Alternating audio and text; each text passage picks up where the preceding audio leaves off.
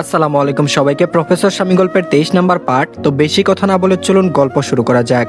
মমের বাবা মা আরেকদিন পর বাড়িতে ফিরে যাবেন। কিছুদিন থাকার উদ্দেশ্য নিয়ে আসেননি তারা। বাড়িতে অনেক কাজ পড়ে আছে, শুধু মেয়েকে এক পলক দেখবেন বলে এসেছেন। বিয়ে হওয়ার পর আর বাবার বাড়ি যাওয়া হয়নি মমের। আবার এদিকে মমের জন্মদিন ছিল। এই প্রথম জন্মদিনে তাদের মেয়ে তাদের কাছে অনুপস্থিত। মেয়েকে দেখতে পারবেন এবং জন্মদিনে মেয়েটাকে কাছে পাবেন, সেজন্য গ্রাম থেকে এতদূর ঢাকা শহরে ছুটে এসেছেন। তবে বেশি দিন তো থাকা সম্ভব না, বাড়িতেও ফেরা প্রয়োজন। মমের বোন মুনিয়া বায়না ধরেছে ঢাকা শহরটা একটু ঘুরে দেখবে। রাশেদ আগুনকে ফোন করে বলে দিয়েছেন মম আর মুনিয়াকে নিয়ে যেন শহরটা একটু ঘুরিয়ে আনে। আগুন ভাবলো মম এখানে আসার পর সবসময় বাসায় থেকেছে, কোথাও যাওয়া হয়নি। আগুনেরও সময় ছিল না। এখন যেহেতু আগুন ছুটিতে আছে তাই একটু বেরিয়ে আসা যাক। আগুন ঠিক করেছে বেশি দূরে যাবে না, আশেপাশে ঘুরে দেখাবে আর ওদের বড়সড় শপিং মলটাও ঘুরিয়ে দেখিয়ে আনবে। ঘুরতে যাওয়ার কথা শুনে আইমান ময়ূরী জানায় তারাও যাবে। মম সুন্দর দেখে একটা সুতির থ্রি পিস পরেছে। জামা এবং ওড়নায় সুতো দিয়ে কাজ করার ডিজাইন, ছোট ছোট ফুল রয়েছে। ফুলগুলোতে ছোট ছোট বিভিন্ন রঙের পাথর বসানো। মম মাথায় হিজাব বেঁধে ওড়না কাঁধের এক পাশে ফেলে রেখেছে। ময়ূরীও থ্রি পিস পরেছে, তবে সে হিজাব বাঁধেনি। আইমানের রুমে ওরা তৈরি হচ্ছে। আগুনদের বাড়ির ড্রাইভার এসে মুনিয়াকে আগুনের ফ্ল্যাটে পৌঁছে দিয়ে গিয়েছেন। আগুন রেডি হয়ে ড্রেসিং টেবিলে এসে হাঁক ছেড়ে বলল, ময়ূরী তোদের এখনো হয়নি? রেডি হতে এতক্ষণ সময় লাগে? ঘুরতে কি রাতের বেলা যাবি নাকি? ময়ূরী মুখে ক্রিম লাগাতে লাগাতে জবাব দিল, ভাইয়া আরেকটু সময় দাও, এই তো প্রায় রেডি হয়ে গিয়েছি। আগুন বলল, হারিয়া। ড্রয়িং রুমের সোফায় বসে আছে আইমান, ফেসবুকে একটা রোমান্টিক ভিডিও দেখছে। আগুনকে জ্বালানোর উদ্দেশ্যে বলল, ময়ূরী আরেকটু করে ঘন্টাখানিক সময় লাগিয়ে দিবে, ততক্ষণে তুমি বোরিং হয়ে যাবে। তুমি চাইলে সেই সময়টুকু ভাবির সাথে একান্তে কাটাতে পারো। ঘুরতে গেলে তো ভাবিকে একা কাছে পাবে না, আমরা থাকবো সাথে। তাই ভেবে দেখো, বুদ্ধিটা কিন্তু খারাপ দেয়নি। আগুন চোখরাঙিয়ে তাকায়, কিন্তু আইমান সেটা দেখতে পেল না, কারণ তার নজর ফোনে চলমান ভিডিওতে। আগুন চলে যায় আইমানের রুমে, গম্ভীর কণ্ঠে ডেকে ওঠে, মম একটু রুমে আসো তো। বলে নিজের বেডরুমে চলে গেল। মম রুমে এসে আবারও চলে যাওয়ার জন্য পা বাড়ালো। আগুন হতভম্ব হয়ে গেল, ভ্রুকুচকে চেয়ে চোয়াল শক্ত করে মমের বাহু চেপে ধরলো। পায়ের সাহায্য ধরাম ধরাম করে দরজা বন্ধ করে দিল। দাঁতে দাঁত চেপে বলল, চলে যাচ্ছ কেন? মম ঠোঁট টিপে হেসে বলল, আপনি না বললেন একটু রুমে আসতে? একটু তো এসেছি, তাই এখন চলে যাচ্ছি। আগুন ভেবাচিকা খেয়ে গেল, ঝাঁজ নিয়ে চওড়া গলায় বলল, মজা করছো আমার সাথে? মম তুরন্ত জবাব দিল, একদম না, সেই সাহস কি আমার আছে? আগুন মমকে দরজার সাথে ঠেস দিয়ে দাঁড় করালো। মম লম্বায় প্রায় আগুনের কাঠ পর্যন্ত। এভাবে হুট করে দরজার সাথে চেপে ধরায় মম হকচকিয়ে গেল। ব্যগ্র গলায় জানতে চাইলো, কিছু বলবেন? আগুন ভ্রুযুগল কুচকে গমগমে গলায় বলল, টুটে লিপস্টিক দিয়েছো কেন? মম কণ্ঠস্বরকে নিচুতে নিয়ে বলল, জি বাইরে যাচ্ছি তাই ময়ূরী আপু একটু সাজিয়ে দিল। আগুন কিছুক্ষণ চুপ থেকে শান্ত কণ্ঠে বলল, তোমাকে তো দেখতে খুব সুন্দর লাগছে, যদি কারো নজর লেগে যায়? নজর যাতে না লাগে সেজন্য কি করা যায় বলো তো? মম ঘন ঘন পলক ঝাপটাই, ডাগর ডাগর আঁখি তুলে নরম কণ্ঠে বলল, নজর তো বাচ্চাদের লাগে, আমি কি বাচ্চা নাকি? আগুন মমের হিজাবের পিনে এক আঙ্গুল রেখে শান্ত গলায় বলল, তুমি তো বাচ্চাই, আমার বাচ্চা বউ। এখন জলদি বলো নজর ফোঁটা কোথায় দেওয়া যায়? মম বলল, কোনো নজর ফোঁটা দেওয়ার দরকার নেই, দেরি হচ্ছে না, চলুন। মম হতাশার নিঃশ্বাস ত্যাগ করলো। আগুনের সাথে কথাই পারবে না, লুকটা যা তেরা। কুমড়ামুখ করে মিনমিন করে বলল, চোখে কাজল দিয়েছি, সেখান থেকে আঙ্গুলের ডগে একটু কাজল নিয়ে কানের পিঠে লাগিয়ে দেন, তাহলেই হবে। আগুন বলল, তাহলেও হবে না। আগুন শিকদারের বউ বলে কথা, তোমাকে তো আর ছোটখাটো নজর ফোঁটা দিলে চলবে না, বড় করে নজর ফোঁটা দিতে হবে। মমের এখন বিরক্ত লাগছে, কি সব বাচ্চাদের মতো আচরণ করছে। মমকে বলে বাচ্চা, আর আগুন নিজেই তো এখন অদ্ভুত মার্কে কথাবার্তা বলছে। সেটার ক্ষেত্রে মম কিঞ্চিত রাগী গলায় বলে উঠলো, কোনো নজর ফোঁটা দিতে হবে না, আমি দিবও না, আমি যাচ্ছি, আপনি চলে আসুন। মম আগুনকে সরিয়ে চলে আসতে চাইলো, কিন্তু পারলো না। আগুন আলতো করে মমের চোয়াল চেপে ধরলো, গম্ভীর কণ্ঠে বলল, আমি যখন বলেছি নজর ফোঁটা দিতে হবে, তার মানে দিতেই হবে। মম ভারী কি নিঃশ্বাস ছেড়ে উত্তর দিল, আচ্ছা দেন আপনি নজর ফোঁটা। আগুন তার অধৈর্যরা আস্তে আস্তে মমের মুখের কাছে নিয়ে আসতেই মম বুঝলো এই লোকটা এখন অসভ্যতামি শুরু করবে। তাই আগুনকে মৃদু ধাক্কা দিয়ে নিজের থেকে সরিয়ে নিল। ঠোঁট ফুলিয়ে শান্ত কণ্ঠে বলল, এখন কোনো দুষ্টুমি করবেন না মাস্টার মশাই, তাহলে কিন্তু আমি যাব না। আগুন আবারও মমের নিকটে চলে আসে, বলিষ্ঠ হাত বাড়িয়ে মমের কোমর পেঁচিয়ে কাছে টেনে নিল। গমগম গলায় বলে উঠলো, যেতে হবে না তোমাকে, আর আমিও যাব না। আইমানকে বলে দিব মুনিয়াকে নিয়ে ঘুরতে যাবে। এর মধ্যে ময়ূরী ভাইয়াকে ডেকে উঠলো। মম অসহায় মুখ ভঙ্গিতে তাকাই, গাল ফুলিয়ে বলল, সবাই অপেক্ষা করছে, কি পাগলামো শুরু করেছেন বলুন তো? আগুন জিভ দিয়ে ঠোঁট ভিজিয়ে রাশভারী গলায় বলল, যেতে চাইলে নজর ফোঁটা দিতে হবে, নজর ফোঁটা না দিলে তোমাকে এই রুমের বাইরে এক পাও রাখতে দিব না। আগুনের ভাবলেশীন কণ্ঠে মমের গা জ্বলে উঠলো। মম কখনো কারোর সাথে রাগ দেখিয়ে কথা বলতে পারে না, সকলের সাথে শান্ত মেজাজে নরম কণ্ঠে কথা বলে। আর আগুনের রাগকে তো মম ভয় পায়, ওর সাথে উচ্চস্বরে কথা বলা মমের পক্ষে কোনোভাবেই সম্ভব না। মম হাত কষলে ভারী কি গলায় বলল, জলদি করুন। আগুন বাঁকা হাসলো, তর্জনী দ্বারা মমের ঠোঁট ছুঁয়ে বলল, সেই তো রাজি হলে শুধু শুধু এতক্ষণ সময় নষ্ট করলে। কথার ইতি টেনে উত্তপ্ত অধৈর্যরা মমের অধরের নিকট তেরে আসতেই মম হাত দিয়ে আগুনের ঠোঁট স্পর্শ করে। মমের বুকে ধকধক করছে, নিঃশ্বাসের গতি জোরালো। নিজ কাজে বাধা পাওয়ায় আগুনের মনক্ষুণ্ণ হলো। মম নজর অন্য অন্যদিকে ফিরিয়ে ছটপট গলায় বলল, নজর ফোঁটা ঠুটে দেয় না মাস্টার মশাই। আগুন কোমরের চাপ দৃঢ় করে আরেকটু কাছে নিয়ে আসে, তুতনিতে আঙুল ছুঁয়ে শীতল কণ্ঠে বলল, এটা ইউনিক স্টাইল, শুধুমাত্র তোমার জন্য প্রযোজ্য।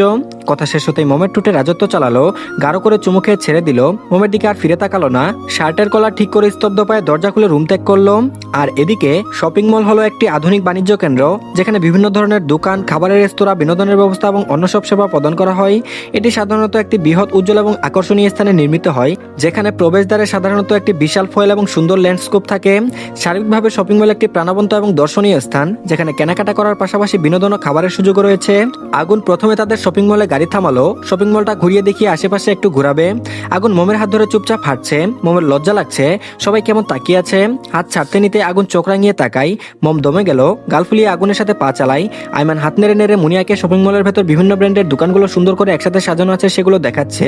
পোশাক, জুতা, বৈদ্যুতিক পণ্য এবং সাজসজ্জার জিনিসপত্রের দোকানগুলো মুনিয়া গুলগুল চোখে তাকিয়ে অবলোকন করছে। প্রতিটি দোকানে বিশেষ ডিসপ্লে এবং আকর্ষণীয় সেলসম্যানদের উপস্থিতি রয়েছে। আগুন মুনিয়াকে বলল, এখান থেকে তোমার কোন কোন ড্রেস জুতাগুলো পছন্দ হয়েছে আমাকে বলো, তোমাকে ওই ড্রেস জুতাগুলো কিনে দেওয়া হবে। মুনিয়া গুলগুল চোখে চেয়ে সরল গলায় জবাব দিল, আমার তো সব ড্রেস জুতা পছন্দ হয়েছে, তাহলে কি সবগুলো আমাকে কিনে দেবেন? মম চোখ রাঙিয়ে তাকাই, মুনিয়ার মুখটা ছোট হয়ে গেল। আগুন হেসে ফেললো, মুনিয়ার গাল টেনে বলল, এতগুলো ড্রেস জুতা তুমি বাড়িতে নিয়ে যাবে কিভাবে? মুনিয়া ভাবুক গলায় বলল, তাও ঠিক, আচ্ছা দুইটা ড্রেস আর ড্রেসের সাথে ম্যাচিং করে 2 জোড়া জুতা নিব। আগুন মুচকি হেসে বলল, ঠিক আছে। মুনিয়ার পছন্দ মতো আগুন ওকে ড্রেস আর জুতা কিনে দিল। শপিং মলের মালিকের ছেলে বলে দোকানদারের টাকা নিতে চায়নি, মাস শেষে দোকান ভাড়া তো দিতেই হয়। বিশাল বড় শপিং মলের অর্ধেকটা রাশেদ শিকদার নিজে লুক লাগিয়ে হ্যান্ডেল করেন, আর বাকি অর্ধেক ভাড়া দিয়ে দিয়েছেন। প্রথম প্রথম নিজেই একা হাতে পুরো শপিং মল সামলেছেন, এখন বয়স হচ্ছে, পুরো শপিং মল সামলাতে কষ্ট হয়ে যায়।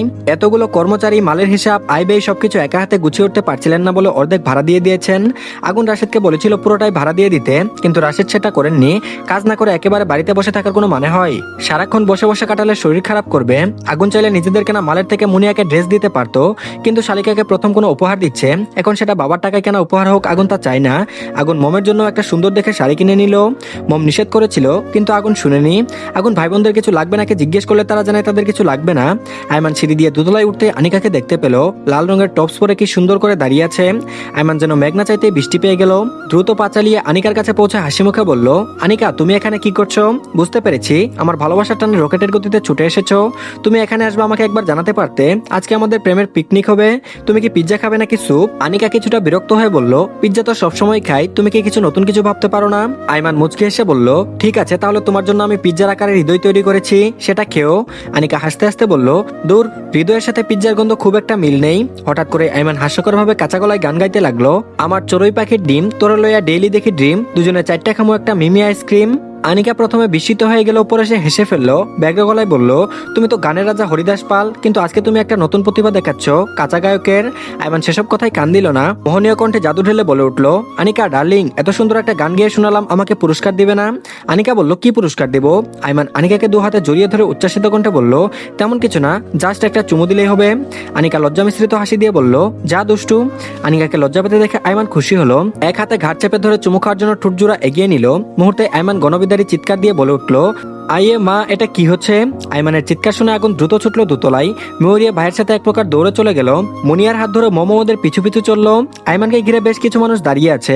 আগুন মানুষগুলোকে সরিয়ে আইমানের কাছে গেল। আইমান পায়ে হাত দিয়ে বসে আছে, নাক মুখ বিকৃত করে রেখেছে যেন সে বিশাল কোনো ব্যথা পেয়েছে।